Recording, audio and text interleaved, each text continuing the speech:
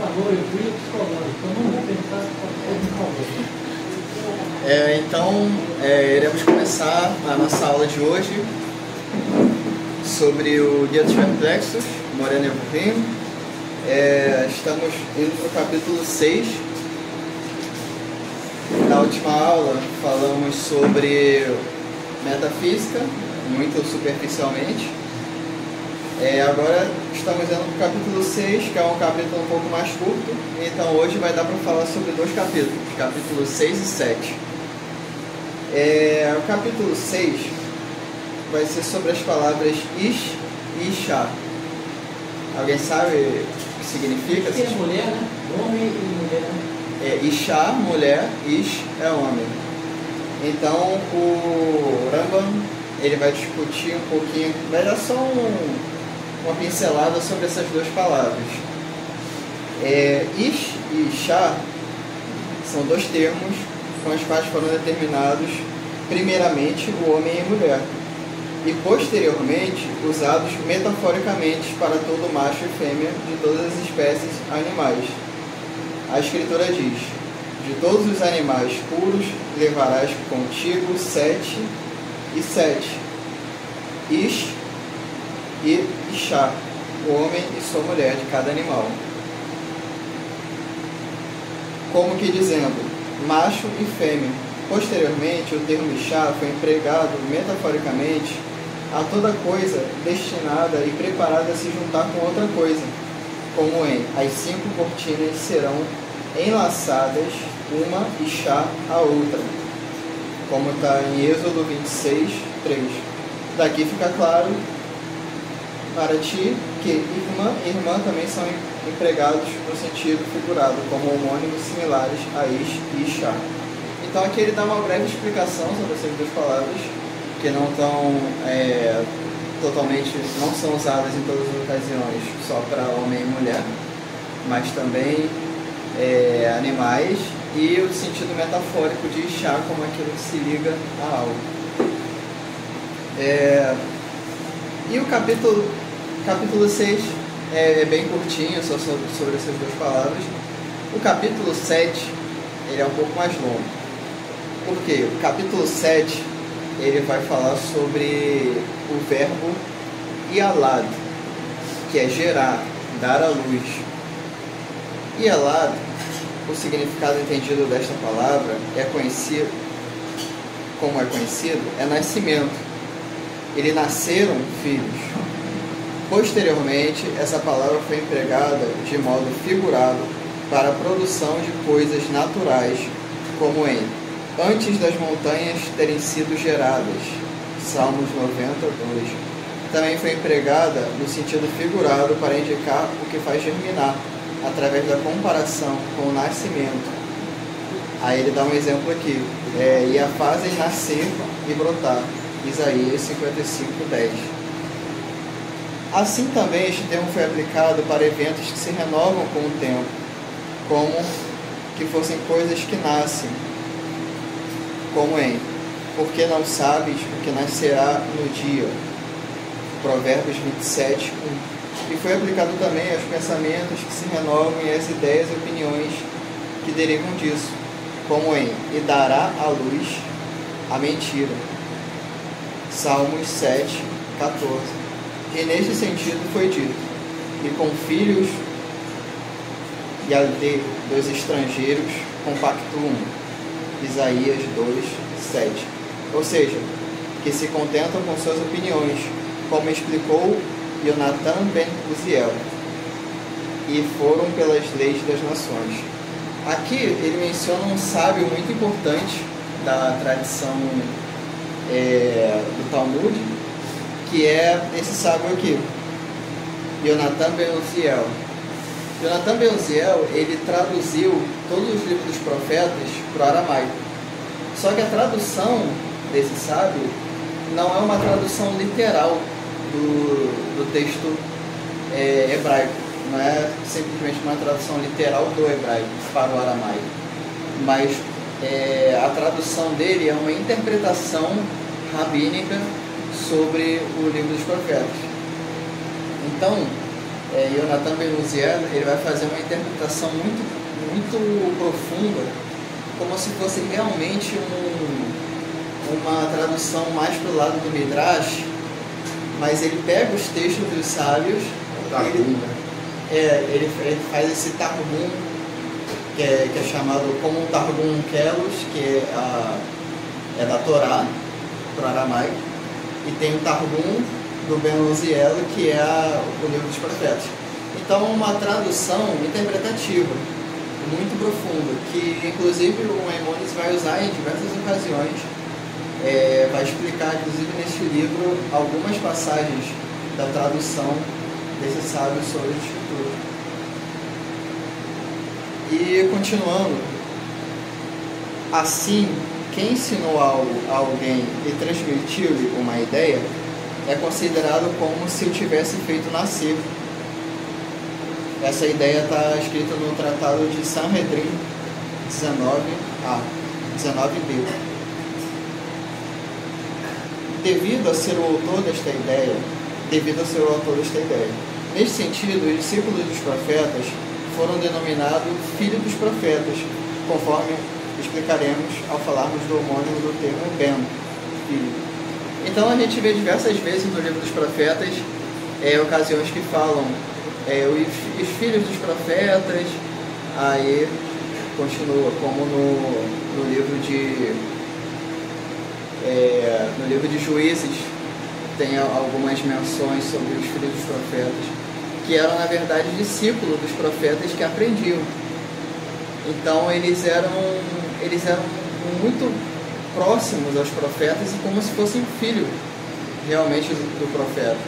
Então o profeta ele transmitia tudo o que era o que o seu vaso, ou seja, do seu discípulo, conseguia carregar.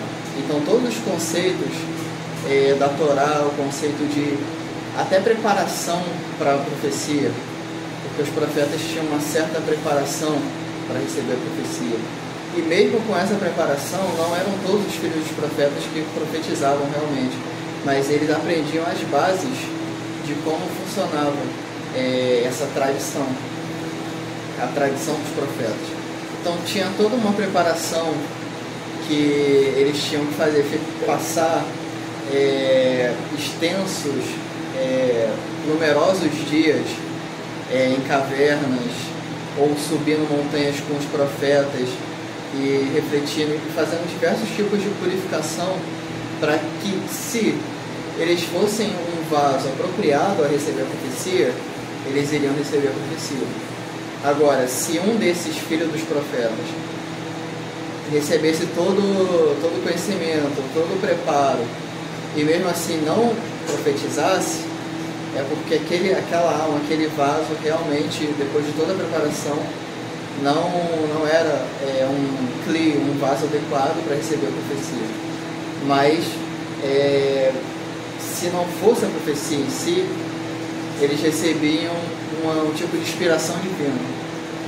Uma inspiração divina que é um grau abaixo da profecia, e são, como podemos dizer, resquícios de profecia, são insinuações, não é uma profecia clara, não é uma profecia tão densa e profunda como a profecia de Isaías, Ezequiel, Jeremias, mas eram resquícios, eram flashes de uma certa intuição vinda, segundo o Rambam, de um intelecto ativo, da emanação do Criador. Era um tipo de similaridade de forma entre a pessoa e o Criador. Só que esse vaso, ele não era apropriado, nesse caso, para receber uma profecia como sonhos e visões. Mas ele recebia resquícios, flashes, que eram um tipo de intuição que, no meio de palavras comuns, saíam resquícios de profecia. Então essas eram um grau abaixo da profecia, mas era que os filhos dos profetas também tinham essa capacidade. Com toda a sua preparação toda a transmissão da tradição que eles recebiam dos seus mestres, conseguiam chegar. Agora, profeta mesmo, no sentido que a gente conhece do livro dos profetas, dentro do Tanar, os principais profetas, aí foram realmente muito poucos indivíduos que conseguiram chegar nesse nível. Raríssimos. A tradição diz que esses profetas, que são os autores dos livros do Tanar, eles foram só alguns, só que existiram muito mais profetas além deles, apesar de ser pouca quantidade, que chegaram também ao nível de profecia, só que os únicos que entraram no Tanar eram que as suas profecias eram para um período vindouro que ultrapassava aquela época. Era um período que ele tinha alguma profecia que seria para uma era de Mashiach, uma era messiânica. Então, somente esses foram incluídos no Tanar.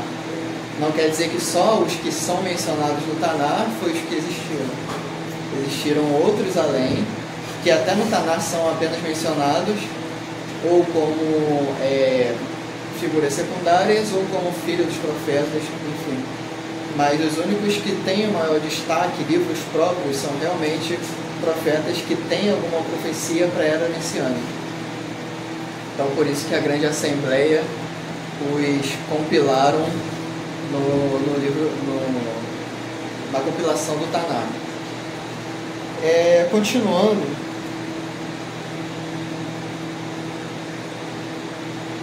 de acordo com esta metáfora, foi dito a respeito de Adão. Adão viveu 135 anos e gerou, Vaioled, um filho à sua semelhança, conforme a sua imagem, como está em Gênesis 5:3. E já foi explicado anteriormente o significado de Selem e Demutor, que é imagem e semelhança. Todo mundo lembra disso? Foi no início do livro que foi discutido o que é imagem e semelhança. Aqui a gente já tem um exemplo, que é o exemplo de Adão. Por que Adão ele gera um filho à sua imagem e semelhança, que é Sete? Portanto, olha a conclusão que ele chega. Todos os filhos anteriores a Shet, que é traduzido como Sete, não alcançaram a qualidade de possuir a forma humana verdadeira que é Tselem, de Adão, e demutou sua semelhança, a respeito do que foi dito sobre a imagem de Deus e a sua semelhança. No entanto, em relação a Shet, a quem Adão ensinou e instruiu, dando-lhe inteligência pela qual chegou à perfeição humana, foi dito a sua imagem, a sua semelhança conforme a sua imagem, em Gênesis 5:3. Então, só relembrando aqui, por que os filhos anteriores de Adão não recebem uma menção de imagem e semelhança como o seu filho Sete, seu filho Shet? Por quê? Porque o significado de Adão, de imagem e semelhança aqui, é uma imagem e semelhança das propriedades intelectuais, as propriedades, as qualidades que a gente vê, como as qualidades internas da árvore da vida, por exemplo. Esses filhos que nasceram, eles não herdaram, eles não foram vasos apropriados para tomarem a imagem e semelhança de Adão. Ou seja, a sabedoria divina não lhe foi transmitida. Ou foi transmitida, mas eles rejeitaram, foram por outros caminhos. O único que se faz menção de imagem e semelhança foi aquele que recebe a sabedoria de Adão, a sabedoria divina, que foi seu filho Shet. Então isso nos mostra, até voltando lá ao início de Gênesis, que imagem e semelhança do Criador é quando o ser humano ele deixa de agir simplesmente como um animal. Quando ele adquire propriedades divinas, como a doação, como a misericórdia, como a bondade, como o querer se unir ao Criador numa só intenção, numa só kavaná, aí sim pode dizer dessa pessoa que é a imagem e semelhança do Criador. Além disso, sem ser esse caso, é só mero animal com contornos humanos. É uma besta, um animal, somente um ser vivo. Então isso nos mostra que todos os filhos anteriores de Adão lhe causaram um tipo de tristeza, porque eles não conseguiram carregar eles não conseguiram dar continuidade àquilo que Adão aprende, tudo aquilo que ele absorve do Criador, tudo que o Criador lhe ensina. Então esses filhos, eles sequer têm importância na história da Torá. É só mais um número. Então isso nos mostra também que aqueles personagens mencionados com maior protagonismo dentro da Torá são aqueles realmente que recebem essa tradição. Ou seja, às vezes a gente vê no início do livro de Bereshit que são poucas pessoas mencionadas ali. A maioria são só filhos e filhas. Então isso nos mostra que houve ali, desde o início das primeiras gerações, uma grande divisão. Aquelas gerações, ou parte das gerações, que foram para outros caminhos, não quiseram saber do caminho do Criador, então inventaram os deuses, as suas próprias tradições, ou simplesmente viveram como animais, e aqueles que seguiram essa tradição de Adão, que é realmente aqueles que têm mais destaque na Torá, que os que não simplesmente foram só filhos e filhas, mas foram representantes da tradição de Adão, foram aqueles que foram os representantes do conhecimento divino na Terra. E por causa dessas pessoas que hoje nós temos todo esse conhecimento do Criador, que esses foram os ancestrais do conhecimento do Criador no mundo, e que por causa deles também existe Israel, porque a gente vê a escola de Shem, a escola de Metushela, que é Matusalém, foram grandes escolas que existiram na antiguidade, que são gerações anteriores a Abraham. Então Abraham, apesar de ser o pai da fé, apesar de ser a grande figura de fé, ele aprendeu, segundo a tradição, das escolas de Matusalém, das escolas de Eber. Então a gente já vê que já tem uma tradição que vem dessas pessoas aqui, que vem de Shem, que vem de Shet, que vem dessas pessoas que herdam a tradição de Adão, que é essa tradição universal do Criador. Esse conhecimento divino que vai além simplesmente de uma religião, que vão além de só uma tribo, um povo, é um conhecimento universal. E, segundo a tradição da Kabbalah, a Kabbalah ela tem origem justo aí, nesse passado, há 6.000 anos atrás. Então, os primeiros cabalistas, realmente, eles já estão em suas raízes aí nessas primeiras gerações. Já são os indícios de que o homem começou a refletir sobre si mesmo e buscar o Criador, buscar a razão do mundo, buscar algo além do que somente aquilo que os ídolos forneciam. Então, são pessoas realmente especiais. E por causa deles que até hoje a gente tem aí Israel, tem a Torá, tem o Taná. E tudo isso numa tradição oral, nada escrito. Era realmente uma tradição passada de pai para filho. Só que realmente não era todo filho que tinha um vaso receptor apropriado, adequado para dar sequência ao legado, à tradição do seu pai. Mas eram poucos. A maioria, eles não foram para esse caminho, a maioria se dispersou ou simplesmente viveu como animais. Então, eles são mencionados aqui como somente filhos e filhas, e não há menções neles. Então, com isso a gente aprende um pouco da estrutura fundamental da Torá, que são as primeiras gerações de Bereshit. E por que aqueles que carregam a imagem e semelhança do Criador, ou a imagem e semelhança de Adão, foram realmente aqueles que entenderam e preservaram a sabedoria que Adão transmitiu para eles, como Shet, por exemplo.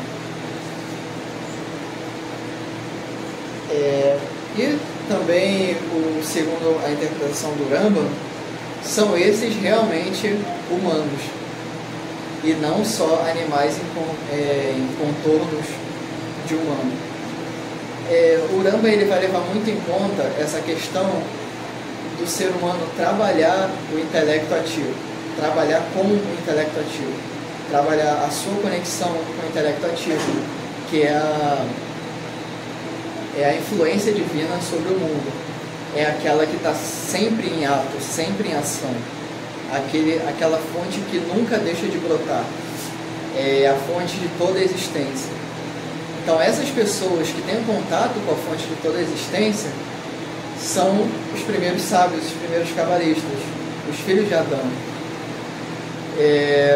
E o Rambam vai levar muito em conta aqueles que refletem, que trabalham com isso, e não simplesmente os crentes. Porque ser crente é muito fácil. Você aprender um conhecimento dos seus pais e simplesmente ter isso como verdade absoluta é um caminho, a gente pode dizer, natural. Mas aquele que recebe, se questiona e aprimora, ou seja, ele se adentra com mais profundidade nisso e tenta entrar nessas águas da Torá, que são profundíssimas. Quanto mais você entra, mais vê que tem mais coisas a aprender e que existem mais coisas que você não sabe do que coisas que você sabe. Então isso é todo um oceano de sabedoria. Então é um trabalho de uma vida inteira. Nunca um sábio chega a um nível que ele para simplesmente e ele acha que ele retém toda a sabedoria. É por isso que no Talmud tem histórias, não sei se vocês lembram, tem uma história no Talmud que diz que teve um sábio na terra de Israel, que ele era muito grande, um sábio muito grande, da escola de Yavne. E ele estudava os seus alunos diariamente. Só que, devido às perseguições, esse sábio ele vai para um lugar que não tem o estudo de Torá, mas ele confia na sua memória. E ele acha que ele vai se preservar como sábio, mesmo não estando num ambiente de Torá. Então, quando ele se muda para esse outro local, ele, aos poucos, ele vai perdendo a sua sabedoria. Então, quando ele tem contato com os sábios ficam surpreendidos como esse grande sábio, ele está dessa forma. Ele que sabia toda a Torá, sabia lei oral, sabia Mishnah, como ele pode ter chegado a esse nível? Aí o Talmud ensina, com esse caso, de que mesmo que a pessoa absorva um conhecimento extenso, uma sabedoria absurda, muito grande, se ele deixar de ler, se ele deixar de estudar, se ele deixar de se reunir com as pessoas, com seus alunos, com seus mestres, e continuar estudando, essa sabedoria, ela não é fixa. Ele vai ter um decaimento. Então a gente aprende com isso de que a gente tem que ter constantemente em mente que esse trabalho diário, ele é necessário. Se a gente confiar totalmente em nós mesmos e achar que a gente tem todo o conhecimento e a gente não precisa mais estudar, não precisa mais ler, não precisa mais estudar com os sábios, não precisa mais de nada, confiar somente naquilo que a gente já recebeu, isso é um ato realmente de ignorância. Então, todo sábio, por maior que for, a gente vê na história, ele sempre vai estudar durante toda a sua vida. É por isso que aqueles sábios de 100 anos, 120 anos, nunca deixaram de estudar. Rabi Akiva chega a 120 anos, mas nunca deixa de estudar. Todos aqueles sábios que a gente vê, Rabi Abba, Rabi Hillel, eles nunca deixaram de estudar, porque eles tinham realmente essa noção, que se eles confiassem somente em si mesmos e deixassem de frequentar o seu grupo de estudos, deixar de ler a Torá, deixar de realmente ter novas interpretações a cada leitura, eles realmente iam decair ao nível de ignorância, realmente de novo. Então, com isso, a gente aprende que o nosso trabalho é diário. A gente não deve ter uma confiança total em nós mesmos como detentores de alguma sabedoria. Isso é um tanto quanto soberbo, né? Se eu pensar que sabe de tudo, não precisa mais, ele vai confiando na... Chegar a um ponto de que você estudou tanto que não precisa mais, você já é uma enciclopédia, já é uma fonte de sabedoria, esse é um tremendo engano. E esse é um risco que alguns sábios caíram nesse tipo de pensamento. Mas a maioria dos sábios que a gente tem na Mishnah, na Gemara, eles passaram toda a sua vida estudando. E a cada leitura da Torá se tinha uma nova interpretação mais aprofundada. É aquele ciclo das parashot, que a cada ano, a cada parashá, você não simplesmente só repete, mas você tem uma nova percepção, porque a sua vivência também vai mudando. E a cada leitura da Torá, você tem uma interpretação mais profunda, mais abrangente. Então isso é toda a vida. É nunca deixar de se conectar. Se conectar com o Criador é um ato diário. Não é uma vez só. Não é tipo, me conectei hoje, pronto. Sábado que vem vou me conectar de novo. Imagina esse pensamento, me conectei agora. Sábado que vem, o próximo Shabbat é o outro. Outra conexão. Exatamente, é contínuo. Imagina se uma pessoa, ela acha que se conectou ao Criador. Aí ela deixa de fazer tudo o que ela tem que fazer. Suas obrigações diárias, de acordo com a Torá. Fazer o bem para o próximo, amar o próximo como a si mesmo. Fazer caridade. Todo dia fazer uma auto-reflexão sobre si mesmo. Estar constantemente lutando para superar o Yetzer Hará. Imagina, se ela se conecta, aí ela acha que já superou todas as barreiras.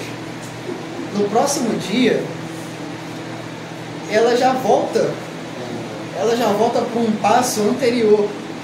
Ou seja, ela já decai, ela já não tem... ela subiu um degrau, desceu 3. Porque esse trabalho constante, a vida, ela é esse trabalho constante. A vida nunca deve se deixar, deixar de ser vivida, deixar de ser lutada. A luta é constante.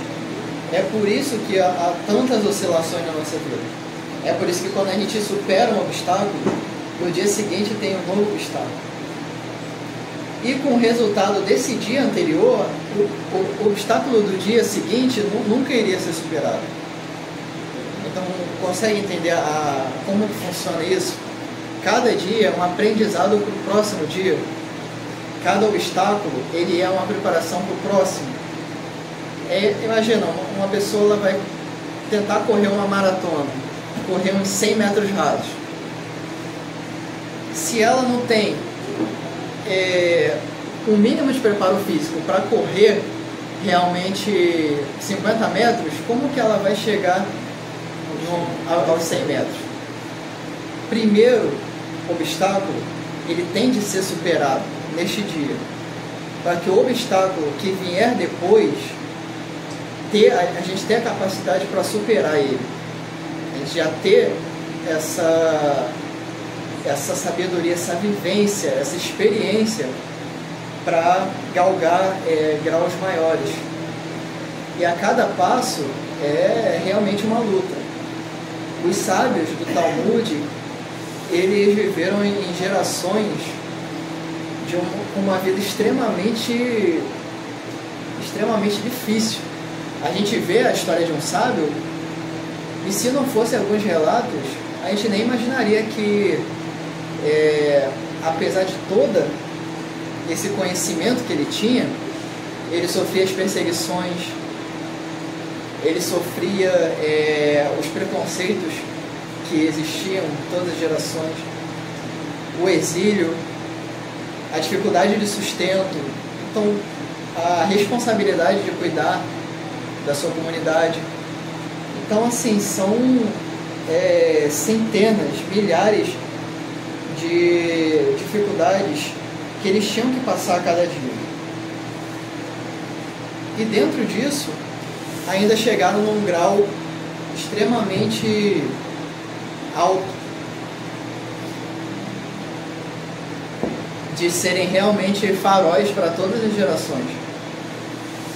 Se a gente aqui que tem uma vida mais fácil, ninguém tem uma vida fácil, mas comparado a uma vida de 2000 anos atrás, que você tinha que, para trabalhar, caminhar quilômetros e quilômetros, e para buscar água você tinha que andar, ir lá no poço e pegar água, e você ainda tirava tempo para estudar a Torá, estudar com os sábios, cuidar da sua família, enfim, fazer todos os afazeres. Imagina a quantidade de esforço que tinha. Por isso que os méritos desses sábios são tão grandes, porque apesar de todas essas dificuldades, eles tinham a noção de que cada dia é um dia, e que eles nunca podiam deixar de estudar. Eles tinham sempre que manter a humildade de aprender com todos. Inclusive, eu tenho uma história do Bilel que fala bem disso aí. Ele era catador de lenha, então ele ganhava muito pouco. E aí, um dia ele não tinha dinheiro para entrar na sinagoga, para poder estudar, porque tinha que pagar. Aí ele subiu em cima do telhado e ficou assistindo a aula pela chaminé. Mas como estava muito frio, ele congelou. Sim. Aí alguém viu ele congelado com a cara enfiada dentro da chaminé ou subiu até lá. Então, só para poder ouvir os estudos de Torá lá dentro, ele colocou a vida nisso. Exatamente. Olha o grau de vontade de uma pessoa como Ridero. O grau de sacrifício que você faz para adquirir um pouco de palavras de Torá, um pouco de sabedoria. Então, com isso isso são toda a vida dos sábios, tudo que eles deixaram escrito são lições para as nossas vidas. Nada é deixado de lado. Por isso a importância da gente ter ciência, da gente ter conhecimento da tradição que os sábios deixaram, da tradição da Torá, da tradição dos profetas, da tradição da Mishnah, do Guemará, enfim, de toda a sabedoria que foi deixada, na sua forma oral, na sua forma escrita. Porque todos eles ensinam a gente os caminhos a percorrer. Apesar de que, por um lado, os sábios eles deixam os caminhos, vamos dizer assim, um mapa dos caminhos.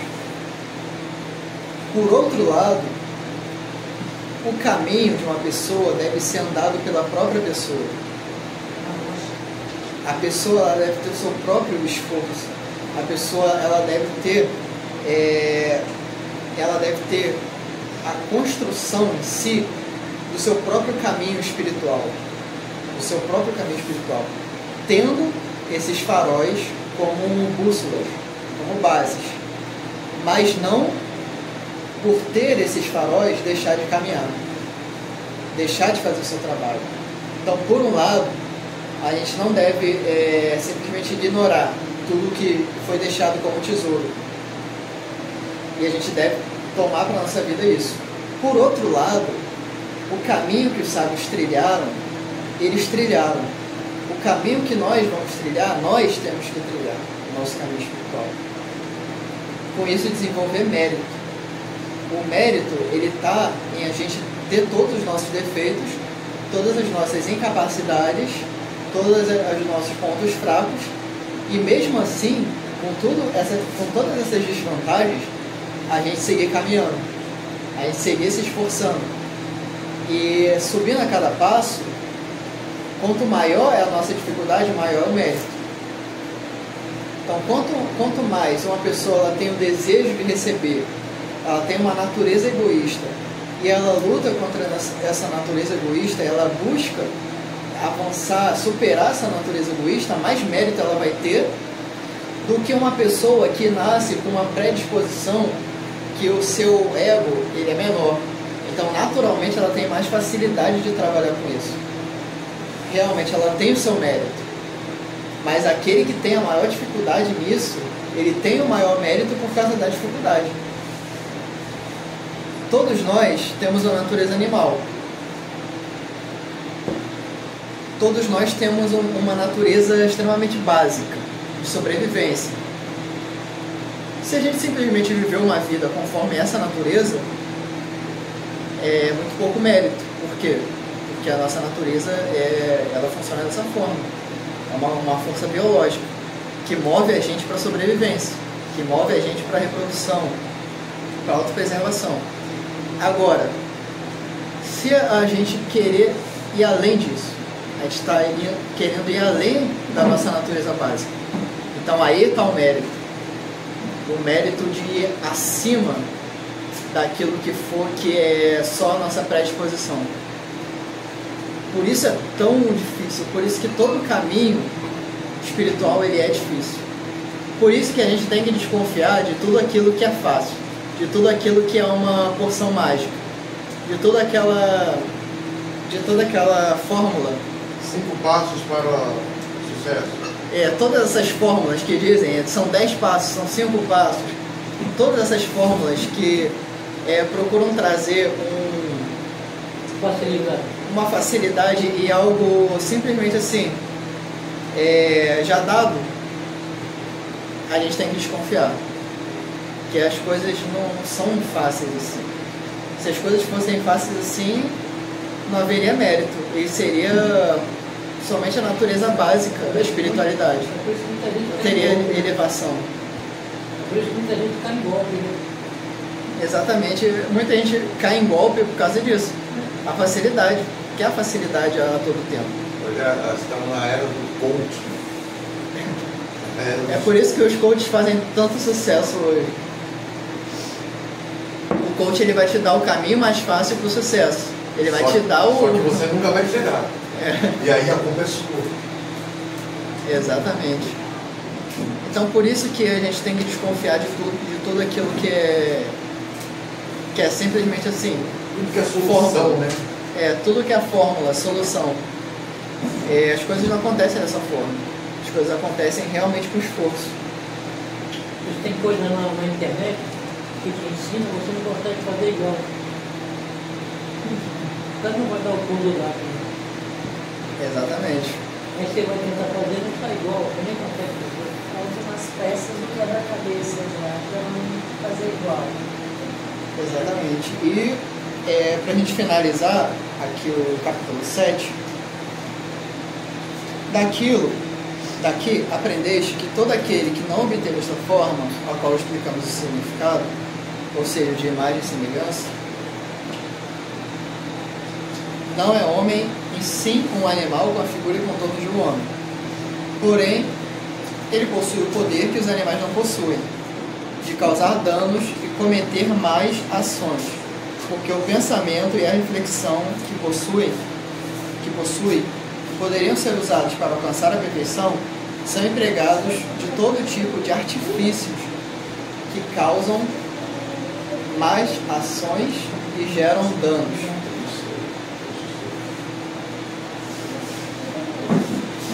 Por isso diz que ele é como se fosse algo parecido com o ser humano com que o imita.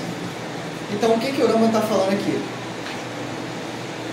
Ele está falando que o ser humano, apesar de poder viver como os animais, na sua natureza de nefesh, na sua natureza básica, o ser humano tem uma coisa que os animais não têm, que é a capacidade de trazer destruição ao mundo, de causar mais ações. Por isso que o ser humano é o animal mais...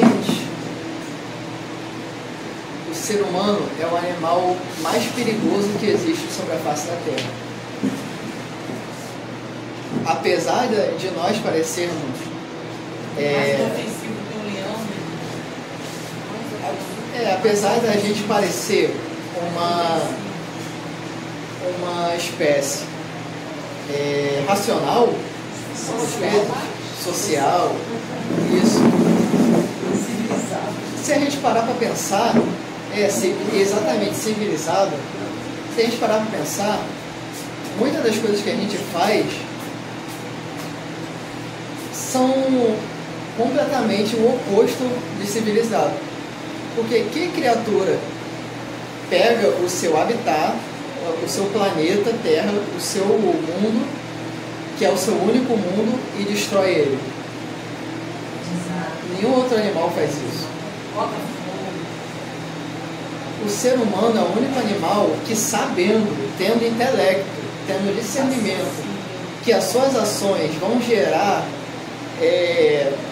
efeitos que vão destruir espécies inteiras, vão destruir a sua própria espécie, vão destruir o seu planeta, vão destruir a natureza, ele continua fazendo, mesmo sabendo de tudo isso. Isso é por causa do ego, né? Eu penso na minha necessidade imediata enquanto eu estiver vivo. Isso vai dar problema daqui a 100 anos, eu não vou estar mais aqui. Exatamente. O ser humano, ele tem a capacidade de fazer o mal. Ele é o único animal que tem a capacidade das más ações. É por isso que ele é o mais perigoso do planeta. Eu não consigo entender a guerra. Os caras nem se conhecem. Mora lá nos Estados Unidos, outro mora lá em Israel. Nem se conhece, nem se contacta, nem nada. Aí tem lá um cara, vai lá e mata o fulano. O cara não sabe nem quem vai lá e mata. Exatamente. Por pura ordem de líderes que estão lá atrás das suas mesas, poder, vaidade, e mandam os buchas no front morrer, matar os outros, que nunca se viram na vida.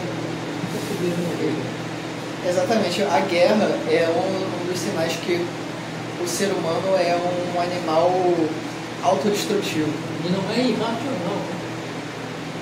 E ele tem intelecto, ele tem a razão, mas não parece. Essa é a história que nos relata, né? Toda a história humana foi assim. E, continuando aqui o texto, para finalizar. E assim eram os filhos de Adão que precederam a Shet, a Sete. Eles eram animais. Eles eram só homens, eles eram animais com contornos de homens. E os sábios disseram no Midrash: durante todos os 130 anos que Adão esteve repreendido, ele gerava espíritos, ou seja, demônios. Então, esse Midrash aqui... Peraí. Pode voltar essa leitura aí? O Midrash diz: durante todos os 130 anos que Adão esteve repreendido, ele gerava espíritos, ou seja, demônios. Aquela época que Adão, ele, depois da morte de Abel, ele fica um longo tempo, né, numa situação de tristeza, até ele ter Shet, que diz que Set é como se reavivasse o espírito de Adão, porque ele não foi simplesmente mais um animal em forma de homem, mas ele foi aquele que realmente herdou o que Adão lhe transmite. Então ele traz alegria, né, a Adão e Havá. Então o Midrash diz que ele, nesses 130 anos, ele gerava demônios. Então hoje em dia também, se a gente estiver tristeza, está triste pra caramba, Nós pensamentos. Nós pensamentos. Tem essa interpretação, mas nesse sentido aqui, o Midrash ele fala, ele gerava espíritos, demônios, porque os filhos que ele gerava eram perversos. Os filhos que Adão gerava nesses 130 anos nasceram e tomaram o caminho da perversidade. Só o Shet que trouxe um alívio para Adão. Shet herda a tradição de Adão. Então esses espíritos, esses demônios que o Midrash fala, segundo a interpretação do Rambam, são esses filhos perversos. Filhos e filhas. No tratado de Eruvin, 18a, está escrito isso. Mas quando obteve a sua graça, ou seja, a bênção de Hashem, Irtzah, gerou um semelhante a ele. Ou seja, a sua semelhança segundo a sua imagem. A sua semelhança segundo a sua imagem. De Adão, que foi seu filho. E foi a reencarnação de Abel. A tradição diz que era a reencarnação de Abel. Por isso que ele andava com Deus, né? Por isso que ele andava com Deus, né? Exatamente. Este é o sentido das palavras. Adão viveu 130 anos e gerou, vai eu ler, um filho à sua semelhança, conforme a sua imagem. Gênesis, Bereshit 5:3. Então, finalizou o capítulo 7. Ficaram com alguma dúvida? Conseguiram entender a imagem e semelhança? Eu só queria ver a conclusão desse. Se hoje em dia a tristeza a gente cria, porque no caso aí está com filhos e filhas. Sim. Ele criava filhos e filhos. Como é que se diz? Os pais falar em demônios. Né? Nós hoje também temos essa capacidade de criar anjos, né? Para demônios, né? Anjos também, segundo o nosso estado de espírito, né? Isso também Sim. Acaba lá falar sobre isso. A Kabbalah, dentro desse sentido, o Midrash, a Kabbalah, ela diz que todo o estado negativo que nós estamos, todo o estado de espírito, ele vai gerar essas emoções e sentimentos negativos. E essas emoções e sentimentos negativos são chamados de demônios, são chamados de anjos, ruins, enfim. Todo esse sentimento negativo, ele tem essa conotação de anjos, demônios negativos, espíritos. Então, sim, num estado de tristeza, uma pessoa ela gera esses espíritos. Está com tristeza, né, Eduardo? No estado de tristeza, a pessoa é como se ela gerasse demônios, mas isso numa linguagem metafórica, porque ela gera sentimentos negativos. E esses sentimentos negativos, ela fica como um demônio fica na pessoa. Aquela imagem do demônio que fica sempre nas costas da pessoa. Isso, com aquele peso. E isso tem como também eliminá-los, né? Voltando a ser de novo uma pessoa feliz, alegre, não gerando pensamentos de tristeza, de negatividade. Sim, aí com isso corrige esses sentimentos que eram negativos e transforma isso em mérito, transforma isso em anjos positivos. Quem está com depressão, então, Eduardo, como é que deve estar a situação, né? Fabricando demônios, porque o estado de depressão é muito. Então, o estado de depressão é aquele peso que a pessoa carrega, aquela carga de sentimentos negativos. Onde se 24 horas. Onde se conclui que os depressivos de tanto ele ser uma pessoa negativa, que nada dá certo, que nada combina com ele entra num estado que chega à depressão. É isso? A depressão, então, não é uma doença, é um estado de espírito. Então. Sim. É isso? Sim, é um estado de espírito. Hoje em dia é considerado uma doença. Não, mas para ciência. A doença mesmo no corpo, né? Do espiritual passa por físico. Isso, porque a depressão, ela apresenta sinais físicos na pessoa. Gradativamente. É mental, né? É uma coisa mental, né? Mas tem como tratar, né? Sem ser que tenha que tomar remédio e tal, tem como tratar. Se é uma coisa espiritual, tem como tratar essa pessoa. Sim, Existe um gatilho, na verdade, só um motivo. Existe um gatilho. Duas pessoas da minha família que eu conheci de perto, houve gatilhos na vida emocional dela. Houve realmente situações porque a gente coloca isso no espiritual, mas tem aquele âmbito também, Eduardo, emocional que tem que ser trabalhado. Então houve um gatilho, a pessoa não conseguiu trabalhar, não conseguiu trabalhar em cima disso, não conseguiu, e há anos que ela está nessa depressão, há anos, e não consegue sair desse ciclo, porque a chave dela não gira. Vamos colocar então a chaveira lá dentro? Então é muito sério isso. É isso mesmo. Então, só para finalizar nossa aula. Gente, a aula está excelente. Não, deixa ele terminar. Só para a gente. Não, estamos finalizando. Então deixa eu Deixa para você finalizar. Só para a gente finalizar isso, como o seu Elton trouxe aqui também, uma outra interpretação para esse Midrash, que é uma interpretação muito importante também. Quando se fala que esse estado de tristeza ele gera espíritos ruins, ele gera demônios, isso quer dizer também que o estado de tristeza ele vai gerando maus sentimentos.